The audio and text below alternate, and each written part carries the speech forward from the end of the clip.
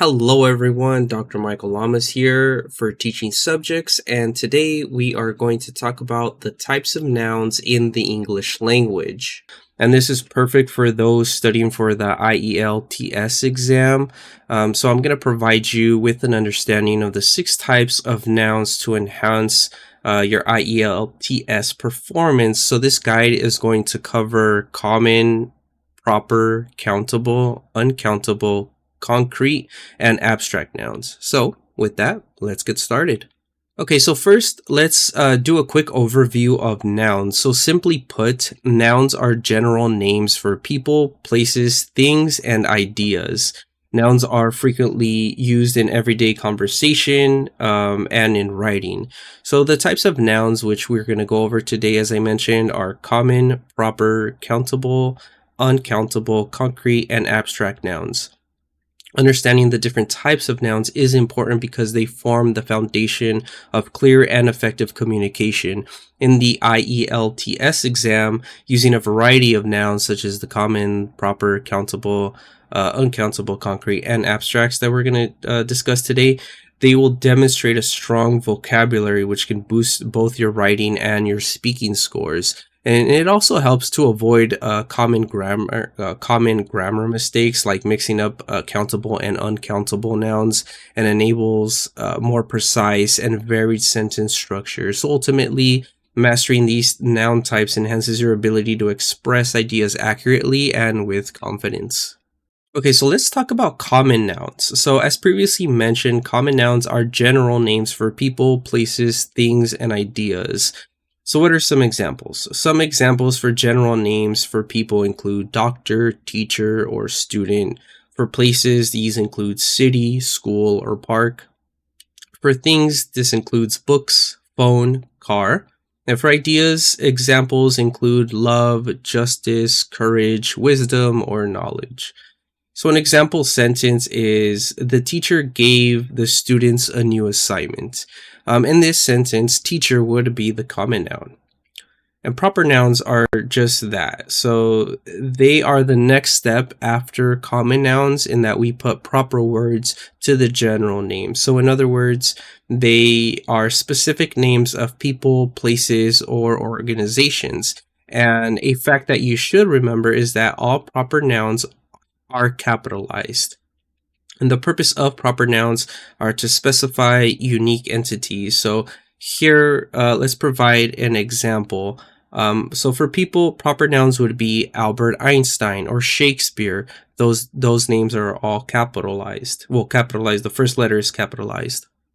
For place, we have London, New York, or Mount Everest. Again, these are capitalized. And organizations like Microsoft, the United Nations, Coca-Cola, again, capitalized. So an example sentence that we have here is, we visited New York City last summer. New York City is the proper noun of a common noun, which is city. So city is a common noun, and the proper noun for would be New York City. So again, it's the next step after the common noun. Okay, so now let's talk about countable nouns. Countable nouns are nouns that can be counted and have singular and plural forms. These nouns are used with numbers and quantifiers like a few or many. So examples of countable nouns include cat, idea, and apple in their singular forms. And if we take them into their plural forms, we have cats, ideas, and apples. An example sentence is, I have 3 books on my desk. The word books with an S is the countable nouns because you can count 3 books and you add the S to make it a plural. Okay, so let's put these nouns into practice. So as mentioned earlier, you convert the singular noun into plurals by adding S or ES at the end of the word. However, you must pay attention to irregular plurals as the spelling changes from one word to another. So for example, the singular word of man converts to men when put in its plural form. And the word child, singular, becomes children in its plural form. So a quick exercise, how would you convert car into its plural form? You would say cars. You just add an S. What about child? We just went over this one. You would do children. And what about book? You would do books. Just add the S there. Good. Okay, so now let's talk about uncountable nouns. So uncountable nouns are nouns that cannot be counted and typically do not have a plural form.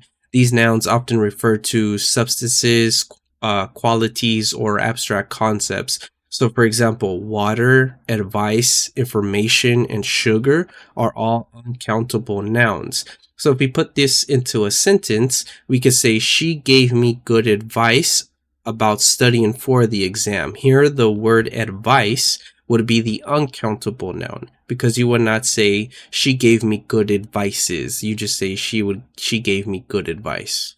Okay, so let's put these into practice. Again, uncountable nouns are nouns that cannot be counted and typically do not have their plural form, and these nouns often referred again to substance, qualities, or abstracts.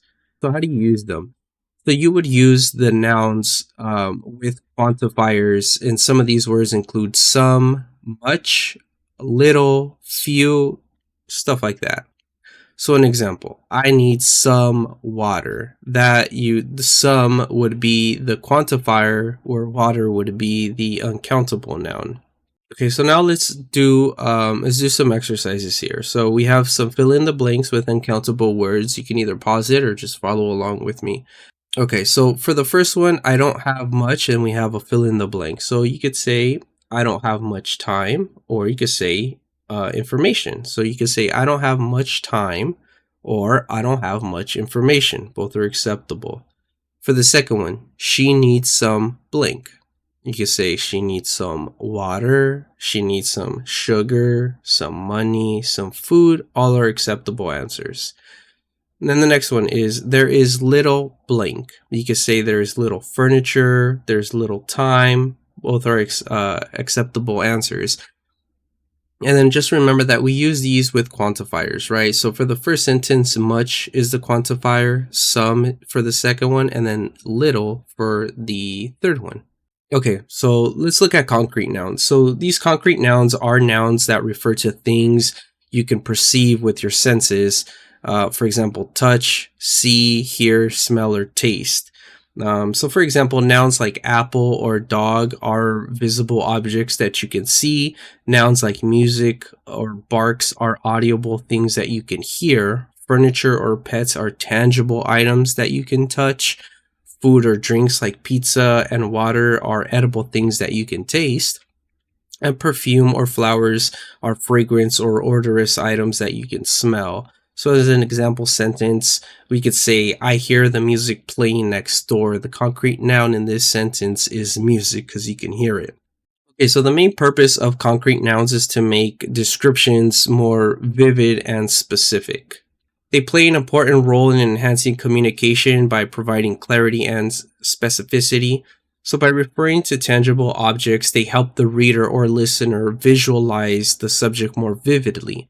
So for instance, instead of saying the animal ran through the field, using concrete nouns like the horse galloped through the meadow invokes a more detailed and impactful image. Concrete nouns anchor abstract ideas to real-world experiences, making language more engaging and easier to understand. Their use also fosters emotional connection, as people can relate better to what they can physically sense or imagine in their environment. So let's do 2 quick exercises. So here we have, so for the first sentence, we have the dog barked loudly. Here the concrete noun is barked, and it barked loudly. Remember that it's something that is part of our senses. So for the next sentence, we have, I bought a perfume with a floral scent. Perfume is the concrete noun, as it is the perfume that we're smelling, and the smell is a floral scent. So abstract nouns. So these nouns, abstract nouns, are those that refer to ideas, feelings, or qualities not perceived by the senses. So examples include love, freedom, intelligence, and courage. Now, these nouns are used to express emotions, states, and concepts. So, for example, in this sentence, he showed great courage. Courage is the abstract noun. Or in this sentence, her intelligence is admirable. Intelligence is the abstract noun as it is descripting to a quality. Okay, so now let's run through some practice exercises. We have 4 sentences here. We have the sentences on the left and then the correct noun type on the right. So let's kind of go through them first. So the first sentence, the mountain was covered in snow. We could see here that the correct type is concrete as it's the mountain. It's something that you can see, something that's visual. And remember, concrete are those types of nouns that focus on the sentence. The second sentence we have is, they visited Paris last year. For this one, it's a proper noun. Remember that all proper nouns are specific and are capitalized. And here, Paris is capitalized and it's a city. The next sentence is, we have more information. For this one, it's uncountable. Here it's saying that we need more information. Information is the uncountable noun, as you can't count information. And the last sentence we have here is, her love for art was evident.